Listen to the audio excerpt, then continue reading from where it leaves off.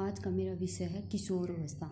कि किशोर अवस्था एक तूफान की स्टेज होती है, क्योंकि बाल्यावस्था होती है, उसके बाद वो किशोर अवस्था में आता है और उसके बाद होती है अडल्टहुड, युवा अवस्था, यानी उनके बीच की अवस्था होती है। इसी पे व्यक्ति का विकास निर्भर होता है और इसी में वो सारी क्रियाएं होती है। शारीरिक विकास होता है, आवाज़ में परिवर्तन होता है, बॉयज और गर्ल्स में अलग अलग अपना उनका शारीरिक विकास, बॉडी के पार्ट का आंतरिक और बाह्य विकास उसका होता है।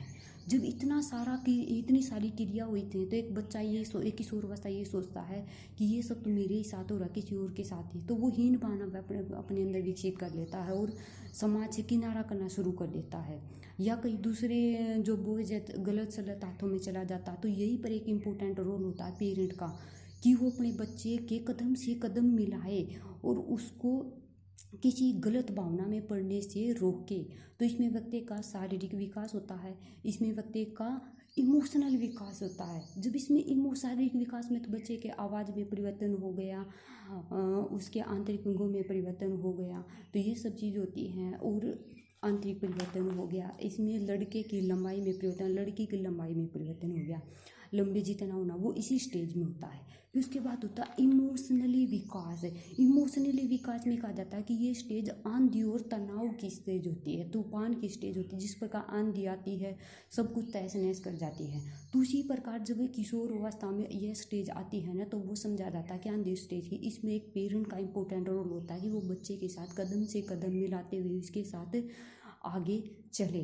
क्योंकि जब पेरेंट रुष्ट हो जाता है तो कौन समझाएगा उसको, या टीचर ही रुष्ट हो गया या टीचर के साथ ये अनबन होगी तो कौन उसको समझाएगा, कौन उसको अच्छा मार्ग दिखाएगा। तो इसलिए एक पेरेंट का, एक टीचर का बहुत ही इंपॉर्टेंट रोल होता है कि वो अपने बच्चे की समस्याओं को समझाए। तो इस स्टेज में उसके साथ ये क्रिया होती है, वो बिना सोचे समझे किसी के साथ मार पिटाई शुरू कर देता, जो कि गलत है क्योंकि उसको समझ में नहीं आता। लेकिन जब उसको थोड़ा सा समय दिया जाता है ना, वो अपने आप ही समझ भी जाता है।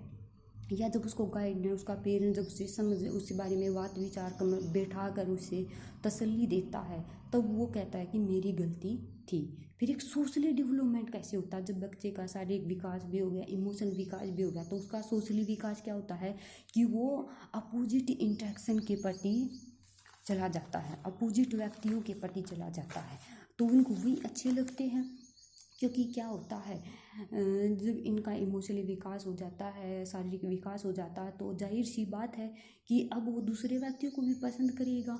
तो इसी में कई बार गलती कर लेता है एक व्यक्ति, क्या कर लेता है कि जल्दी शादी कर लेता है, या शारीरिक जो किसी के प्रति इंटरेक्शन हो जाता है, तो ये क्रिया होती है। अगर इस क्रिया को हमने रोकना है ना, तो उससे पहले अपनी एजुकेशन पे फोकस किया जाए, अपने वोकेशन पे फोकस किया जाए। जब ये क्रिया कर ली जाती है ना, तो तभी वो समझदार हो जाता है। क्योंकि जब वो समझदार नहीं है, अगर वो गलत कदम उठा लेता, तो बाद में फिर गाड़ी ऐसे ही रुकती है। तो इसलिए हमें अपनी गाड़ी को रोकना नहीं है, चाहे हमने शादी कर भी ली है तो हमने उसको बहुत सोच समझ कर आगे बढ़ाना है। तो जो एक किशोर अवस्था होती है ना, उस किशोर अवस्था की अपनी कुछ विशेषताएं होती हैं। तो किशोर अवस्था एक इम्पोर्टेंट पीरियड होता है। क्यों होता है? क्योंकि जब वो बालक होता है और जब वो अडल्टहुड होता है, उनके बीच की अवस्था होती है। तो कई बार पेरेंट क्या करते हैं, जब वो समझदारी वाली बात करता है तो उसको कहा जाता है तू इतना समझदार नहीं हुआ है। लेकिन जब वो छोटे बच्चे की तरह किशोर अवस्था में हंसना शुरू कर देता है, तब भी उसको कहा जाता है क्यों थोबड़ा पाड़ के हंस रहा है। तो उसको ये समझ नहीं आता कि मैं बच्चा हूँ या क्या हूँ। तो उसको ये किशोर अवस्था में होती है। तो यही पेरेंट को बताना कि वो क्या कर रहा है। अगर वो अच्छा कर रहा है तो उसका साथ दो, अगर गलत कर रहा है तो उसको समझाओ कि देखो आप ऐसे नहीं, आप ऐसा कर सकते हो। Adolescent is a transitional period. Adolescent period होता है क्योंकि पहले बाल्यावस्था था, तो अब वो किशोर अवस्था में भी परी होगी, अर्ली होगी, लेटर अवस्था। इन स्टेज से होकर जब वो अपना विकास करता है ना, तो उसमें उसकी नई आदत का निर्माण होता है, पुरानी को छोड़ देता है। पहले तो छोटे बच्चों के साथ खेला करता, सेम उम्र के व्यक्तियों से खेला करता, अब वो थोड़ी रहेगा, अब किशोर हो गया वो, तो उसकी आदत में भी, उसके वोकेशन में, उसके इंटरेस्ट में भी रुचि आ जाती है। तो उसी के अनुसार एक व्यक्ति, एक पेरेंट को, एक टीचर को देखना कि ये क्या बन सकता है, तो उसी में आके ये देखना कि उसकी रुचि किस क्षेत्र में है।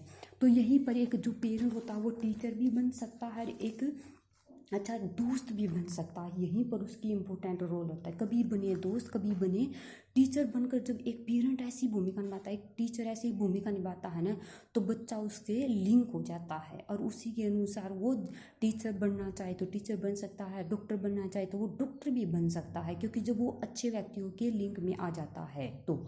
यानी अडोलेसेंट एक अनक्लियर स्टेज होती है, क्योंकि उसमें पता नहीं होता वो क्या क्या कर रहा है क्या नहीं। अनक्लियर स्टेज होती है इसमें अपने बारे में, क्योंकि उसका शारीरिक परिवर्तन हुआ है तो उसको ये नहीं पता होता कि वो क्या करे और क्या नहीं करे, और उसी के अनुसार उसको आगे भी बढ़ना होता है। और कई बार उसको कन्फ्यूजन भी होता है अपने रोल में कि मैं क्या कर रहा हूँ क्या नहीं कर रहा हूँ, वो सही है या गलत है। अडोलेसेंट इज एक प्रॉब्लम स्टेज, क्योंकि प्रॉब्लम स्टेज तो अपने आप ही हो गई। जब उसमें शारीरिक परिवर्तन हुआ तो अब उसने वोकेशन के बारे में भी सोचना है, अपने इंटरेस्ट के बारे में भी सोचना। तो यहाँ पर उसको चॉइस करने कि मैंने कौन सा विषय लेना है, कौन सा विषय नहीं लेना। कई बार स्टूडेंट ऐसा होता है कि उसकी रुचि नहीं होती और बिना सोचे समझे एक विषय ले लेता, तो उसमें वो अनफेल हो जाता है। तो इसलिए हमें यहाँ पे सोच समझ कर किसी टीचर से या अपनी रुचि देख रहे हैं कि मेरी किस में रुचि है, उसी अनुसार अपने विषय का चुनाव भी करना है। तो किशोर अवस्था इज एक सर्च, किशोर अवस्था इज ए सर्च आइडेंटिटी, यानी एक सर्च की आइडेंटिटी है। या किशोर अवस्था की मुझे ये बनना है ये बनना है, तो वो सर्च करता रहता है। कई व्यक्ति जब इसमें सर्च नहीं करते तो वो अनफेल हो जाते हैं। तो कई व्यक्ति अपना विकास खुद करते, कई व्यक्ति इतने समझदार भी होते हैं कि वो अच्छे व्यक्तियों के लिंक में होते हैं, तो वो अपना विकास की मैंने इसी फील्ड में जाना है, मैंने ये इस फील्ड में जाना है, तो ये भी कर लेते हैं। देखो आइडेंटिटी कि मुझे योगा में जाना है, कि मुझे एक्सरसाइज करना है, या मुझे ये, वैसे भी एक व्यक्ति के विकास के लिए बहुत ही इम्पोर्टेंट होती है। सर्च की आइडेंटिटी भी हमने कैसे करनी है, बांट कि हमने अपनी कलम को बांटना, बांट लो कलम और कला को। कि किसी व्यक्ति की कला में रुचि होती है, किसी में की, तो ये पेरेंट का योगदान है कि मेरा बच्चा क्या करता है। और एक पेरेंट को कभी ये नहीं करना चाहिए कि मुझे 90% ही नंबर ला के देने हैं, क्योंकि आपका बच्चा किसी और एरिया में भी बहुत अच्छा हो सकता है। तो वही हमने देखने की कोशिश करना है, ना कि हमें यहाँ पे भूल करनी है। क्योंकि यहाँ पे अगर पेरेंट ने जो जबरदस्ती करी है तो वो उसको भारी पड़ सकती है। तो इसलिए आप सभी को उसके अनुसार ही काम करना है। अडोलेसेंट एज एक थ्रेशोल्ड भी होती है। थ्रेशोल्ड कैसे होती है, क्योंकि वो उनके बीच में होती है। बाल्यावस्था जा चुकी है, अडल्टहुड आने वाली है, जो किशोर अवस्था होती है वो उसके बीच की स्टेज होती है। तो इसलिए वो एक उसकी थ्रेशोल्ड भी है। तो किशोर अवस्था में क्या होता है, जब किशोर अवस्था में बच्चा आता है तो ज़्यादा नियम को फॉलो नहीं करता है। तो इसमें एक पुलिस विभाग का फर्ज बनता है कि वो उनकी अच्छे से चेकिंग करे। अगर वो 3-4 बाइक पे दिखे तो उनको वो फॉलो करे और उनके साथ वो थोड़े से स्ट्रिक्टली तरीके से पेश आए, ताकि वो ऐसा कदम ना उठा सके। जब ये समस्या हो तो इसका प्रयोग वे कर सकते हैं। आजकल ज़्यादातर बच्चे यही समस्या का शिकार बनते जा रहे हैं और एक्सीडेंट भी इसी वजह से हो रहे हैं, यानी खुद का नुकसान भी और दूसरे का नुकसान भी। यहीं पर एक इम्पोर्टेंट रोल होता है एक टीचर का, एक पेरेंट्स का, एक गाइडर का, एक काउंसलर का, कि अपने बच्चे के साथ कदम से कदम मिलाकर उसका विकास करे, जो कि बहुत ही इम्पोर्टेंट है उसके लिए। कई व्यक्ति ऐसे होते हैं कि अपनी फिटनेस का भी ध्यान रखते हैं, इसी स्टेज में आने के बाद होती है। ये भी हम कर सकते हैं बहुत अच्छे से, ताकि हम फॉलो करें और अपना विकास कर सके। यानी एक किशोर अवस्था बहुत ही इम्पोर्टेंट फील्ड होती है। किशोर अवस्था का बनाया हुआ व्यक्ति हमारे समाज के लिए अच्छा भी हो सकता है, और इस स्टेज से भगाया हुआ व्यक्ति समाज के लिए घातक भी हो सकता है। कई बार स्टूडेंट की गलती नहीं होती, क्योंकि जब स्टूडेंट उस स्टेज में जा चुका है वो वैसा बन चुका है। लेकिन जब बाद में वो जब इस पे ध्यान भी देता है तो वो क्या सोचता है एक स्टूडेंट, काश उस समय किसी ने मेरा हाथ खींच लिया होता पीछे तो मैं आज वैसा ना होकर ऐसा होता। जैसे ये विकास दुबे है ना, विकास दुबे के पीछे भी किसी एक व्यक्ति का नहीं, इस पूरे एरिया का हाथ था जो यहाँ तक पहुँचा है। और अब उसी हाथ वालों ने उसको अनकाउंटर भी करवा दिया है, क्योंकि बहुत सारे राज उससे मिल भी सकते थे लेकिन वे दफन भी हो चुके हैं।